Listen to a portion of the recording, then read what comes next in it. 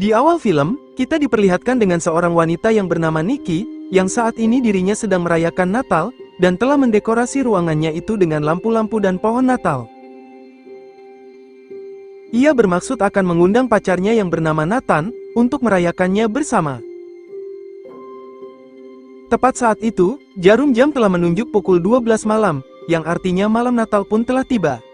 Tetapi sesuatu mengerikan pun terjadi, tanpa ia sadari, di belakangnya muncul sebuah kaki dari cerobong asap rumahnya.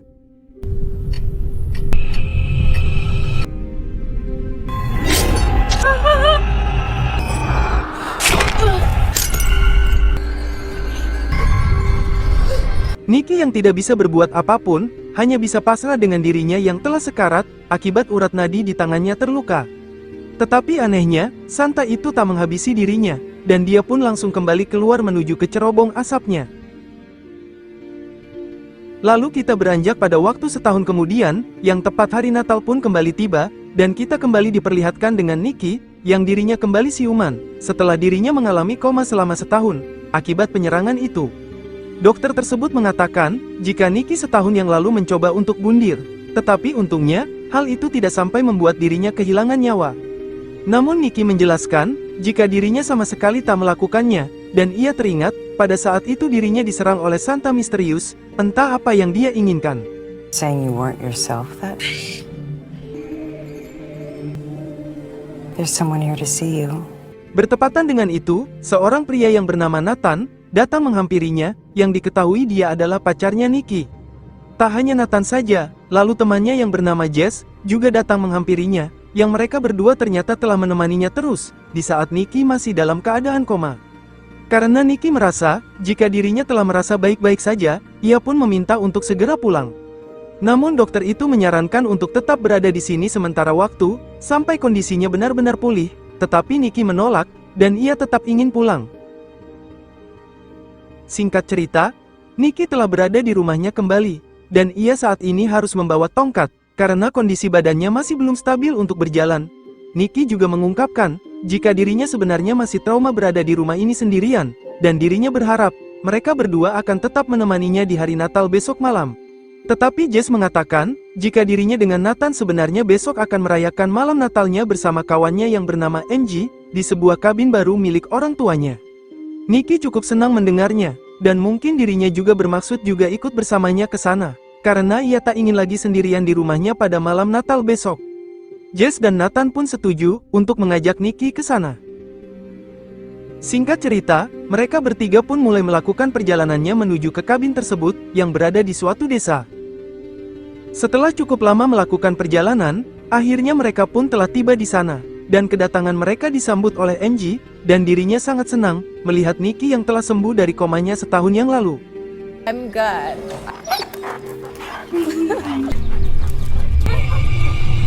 Mereka berempat pun berkumpul di ruang tengah, sembari Nathan dan Jess menyiapkan minuman untuk mereka berempat. Di sini Angie yang penasaran, ia pun mencoba bertanya kepada Nikki, apa yang sebenarnya telah terjadi dengan dirinya setahun yang lalu. Namun Nikki yang masih trauma, ia tak ingin membahas hal itu lagi. Tetapi Angie meyakinkannya, jika Nikki akan aman berada di kabin ini, dan tak ada lagi yang perlu ditakutkan dengan apa yang telah terjadi di masa lalu. Akhirnya Nikki pun menceritakan tentang kejadian itu, yang dimana sebenarnya dirinya telah diserang oleh Santa misterius. Tetapi kawan-kawannya sedikit tak mempercayainya, karena sesuai apa yang dikatakan dokter tadi, bahwa Nikki sebenarnya melakukan percobaan bundir pada dirinya sendiri. Nikki pun meyakinkan mereka bertiga, bahwa yang dirinya alami benar-benar nyata, dan sosok Santa misterius itu benar-benar ada, yang datang hanya untuk melukai korbannya. Meskipun begitu, Jess sendiri masih tetap ragu-ragu, dan dirinya merasa, mungkin itu hanyalah imajinasi dari Nikki yang kondisi pikirannya masih belum fit. He didn't break in. Came through the chimney. Di saat Nikki sedang tidur, ia kembali bermimpi tentang Santa tersebut. Karena ia masih takut dengan keberadaan Santa itu, ia pun mencoba untuk memeriksa keadaan di kabin milik Angie. Lalu ia tiba-tiba mendengar suara rintihan aneh, yang berasal dari lantai atas, dan ia mencoba untuk memeriksanya. Tetapi apa yang dirinya lihat, benar-benar membuat dirinya sakit hati, ketika melihat Nathan sedang menikmati donat milik Jess di kamarnya. Nikki benar-benar shock melihat kelakuan pacarnya yang ternyata telah berselingkuh dengan kawannya sendiri.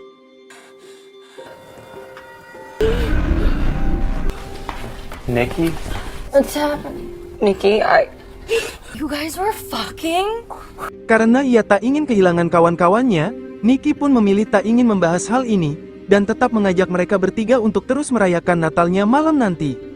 Bagaimanapun juga, Nikki masih tetap sakit hati dengan hal itu, maka di saat menjelang malam, Nikki pun langsung menelpon ibunya, untuk menjemput pulang dirinya nanti. Tetapi sayangnya, ibunya mengatakan, jika saat ini badai salju sangat lebat, jadi ia tak bisa keluar rumah saat ini. Di dalam sakit hatinya itu, ia pun mengungkapkan kerinduannya pada semua keluarganya yang sangat ia sayangi, karena ia merasa, jika kawan-kawannya saat ini tampak mulai bersikap buruk padanya, semenjak dirinya koma dalam setahun. Ibunya pun menghiburnya, jika Nikki saat ini perlu kembali melakukan pendekatan dengan mereka, dan Nikki tak perlu menyikapi sikap mereka dengan perasaan yang negatif. Di sisi lain, mereka bertiga sedang asyik bercanda bersama, sembari menunggu malam Natal nanti dimulai. Lalu Nikki pun datang bergabung dengan mereka, meskipun dirinya masih sedikit sakit hati dengan Nathan dan Jess. Sebagai ucapan Natal, lalu Jess pun memberikan kado untuk MJ dan Nikki. MJ ternyata mendapatkan rudal nuklir dari Jess, karena diketahui, jika MJ diam-diam adalah pemain ahli perkocokan, yang mengupload adegannya itu di situs internet. Sementara Nikki sendiri tampak cukup terkejut, melihat hadiah yang ia terima, yakni sebuah pisau. Mereka bertiga mengaku, jika dirinya tak merasa memberikan hadiah itu padanya. Di saat itu juga, tiba-tiba lampu kabin tersebut langsung padam. MJ mencoba menenangkan mereka, jika listrik di kabin ini kadang sering padam dengan sendirinya di saat badai salju melanda, jadi ia sudah mempersiapkan beberapa lilin dan lampu darurat di kabinnya. Namun tiba-tiba, Nikki langsung menghilang dari kursinya seketika itu juga. Nathan pun memutuskan untuk segera mencarinya. She's not in there. Oh, shit. almost scared me. Nikki pun beralasan, jika dirinya habis mengambil senter di kamarnya. Nathan menyuruh Nikki untuk tak jauh-jauh dari mereka, karena saat ini kondisi Nikki masih belum sepenuhnya sehat. Namun Nikki memintanya untuk tak mengkhawatirkannya, karena ia bisa menjaga dirinya sendiri, apalagi dirinya tak butuh perhatiannya dari Nathan lagi. Perselisihan kecil itu pun membuat mereka berdua saling membahas masa lalunya, dan Nikki pun memilih langsung meninggalkannya. Lalu beberapa saat kemudian, tiba-tiba terdengar teriakan dari Nikki dari lantai atas, dan Nathan pun segera menghampirinya.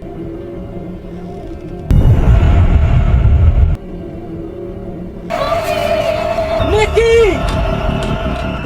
Open the door! Sementara Angie dan Jess sendiri sedang duduk menunggu kabar dari mereka berdua, sambil membahas tentang Nikki yang mengaku telah diserang oleh Santa setahun yang lalu. Tetapi Angie sendiri sedikit mempercayai dengan perkataan Nikki, yang dimana dirinya waktu masih kecil, pernah bertemu sesosok pria misterius berpakaian Santa yang mencoba akan menyerangnya. Tetapi untungnya, dirinya berhasil diselamatkan oleh ayahnya, dan Santa itu tak pernah datang kembali lagi. Bagaimanapun juga, Jess tetap tak mempercayai dengan sifat Santa yang jahat, karena bagi dirinya, Santa adalah seseorang yang datang untuk memberikan kebahagiaan pada warga-warganya di hari Natal. Di sisi lain, Nathan masih terus mencari keberadaan Nikki di luar kabin. Lalu dari kejauhan, ia melihat sesosok Santa yang sedang menyeret karung, dan masuk ke dalam hutan.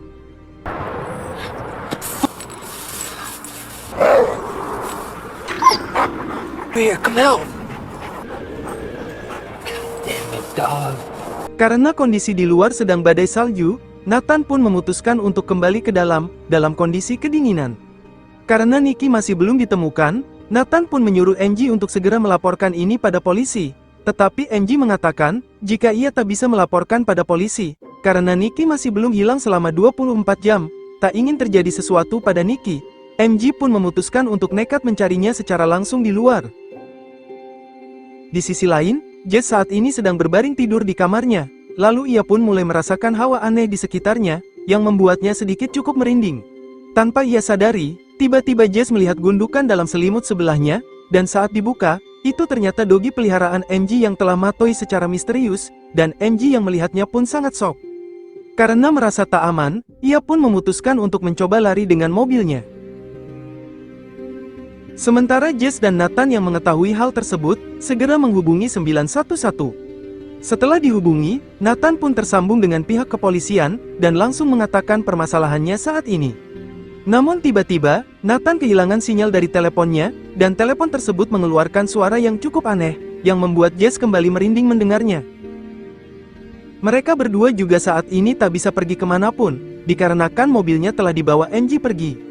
Mereka pun langsung menuju ke garasi, berharap Angie masih memiliki mobil di dalamnya.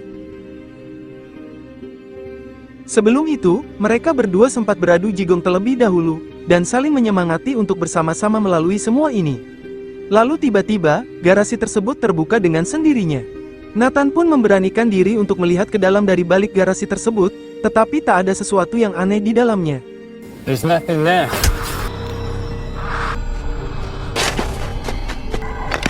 Sementara itu, mobil Angie terjebak di genangan salju, sehingga ia tak bisa menjalankan mobilnya.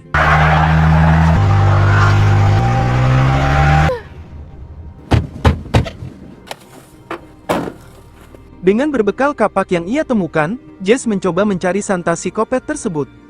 Tetapi tanpa dia sadari, Santa tersebut telah berada di belakangnya.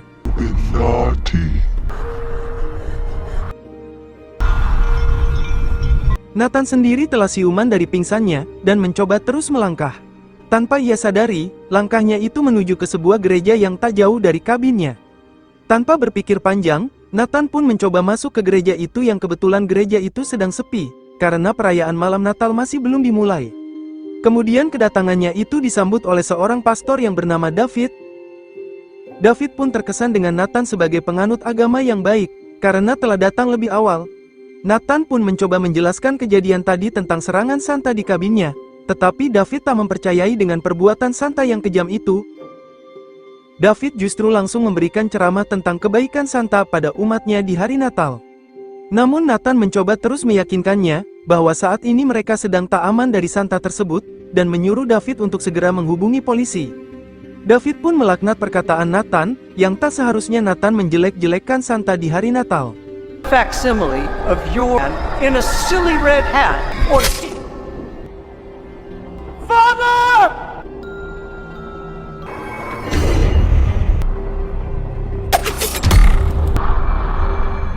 Nathan pun segera bersembunyi dari Santa tersebut. Seolah-olah tak pedulikan Nathan, Santa itu pun langsung mendekati David yang sekarat, dan langsung segera menghabisinya, hingga akhirnya benar-benar matoy.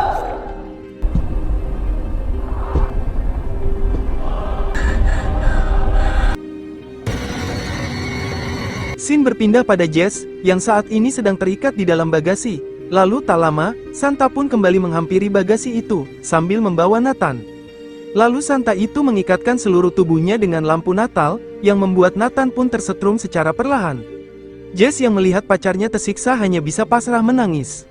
Kemudian Santa itu mengatakan, inilah salah satu hukuman, karena telah berbuat nakal di malam Natal. Lalu Santa itu mendekati Jess dan bertanya, apakah Jess juga telah berbuat nakal sebelumnya?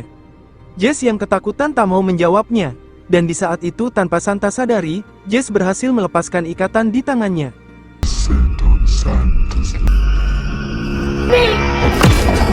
Jess pun terkejut mendengar suara dari balik topeng itu, dan sungguh tak menyangka, ternyata Santa tersebut adalah Nikki. Jess pun bertanya, apa maksud dari semua ini? Nikki pun meminta penjelasan dari Jess sebenarnya tentang perselingkuhannya dengan Nathan, atau dirinya akan benar-benar membunuh Nathan segera. Jess pun langsung menjelaskan jika dirinya mengira, mungkin Nikki tak ada harapan lagi untuk kembali hidup, karena komanya yang berbulan-bulan, yang hal itu membuat Nathan sangat sedih melihatnya. Jadi dirinya memang selama Nikki koma, ia mencoba terus menemani hidup Nathan yang kesepian, yang hal itu justru membuat dirinya mulai saling mencintai dan mulai menjalin hubungan. Jess pun meminta maaf atas perselingkuhannya itu, dan memohon segera melepaskan Nathan. Nikki pun langsung mencabut lampu tersebut yang mengikat pada tubuh Nathan. Nathan pun juga meminta maaf padanya karena telah berkhianat, dan ia juga terus terang, jika dirinya masih mencintainya. I love you too, Nathan.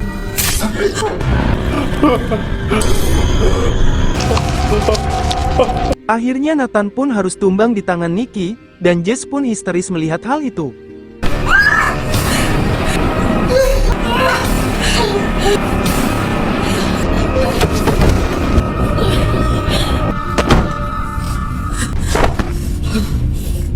Nicky pun memberikan pengakuan, jika semua yang dirinya lakukan, karena pengkhianatan Jess sebagai kawannya yang tega menyakiti perasaannya, yang justru memanfaatkan kesempatan di saat dirinya koma, untuk bercinta mesra dengan pacarnya, dan kini mereka berdua harus merasakan akibatnya.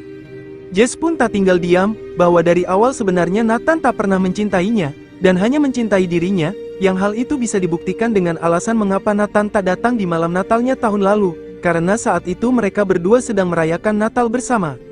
Jadi dari awal, sebenarnya Nicky setahun yang lalu sudah menyadari tentang perselingkuhan itu, sehingga hal itu membuat Nicky memilih untuk mengakhiri hidupnya, yang justru Nicky berkhayal, seolah-olah dirinya telah diserang oleh Santa.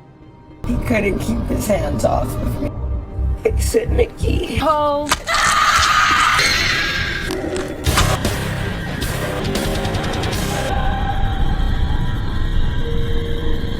Di sisi lain, MJ telah kembali ke kabinnya, lalu ia mencoba memanggil teman-temannya di sana, tetapi tak ada jawaban sama sekali. Seketika itu juga, Nicky pun muncul di hadapannya. MJ yang melihatnya pun langsung memeluknya erat-erat, yang dirinya sungguh sangat merindukannya. Nicky yang telah memegang pisau, awalnya juga ingin menghabisi MJ, tetapi ia mengurungkan niatnya, dan tetap menerima pelukannya itu. Malam Natal pun tiba, dari sini tanpa mereka sadari, muncullah sesosok Santa dari cerebong asap kabinnya seperti di awal film tadi, dan kita tadi perlihatkan apa yang terjadi selanjutnya, dan film pun terpaksa harus berakhir. Terima kasih sudah menonton alur cerita film ini yang berjudul Santa is Not Real. Tulis komentarmu tentang video ini. Jika suka dengan video ini, klik like, share, dan subscribe untuk mendapatkan notifikasi video terbaru selanjutnya. Dan semoga kalian semua diberi kesehatan dan dilancarkan rezekinya selalu.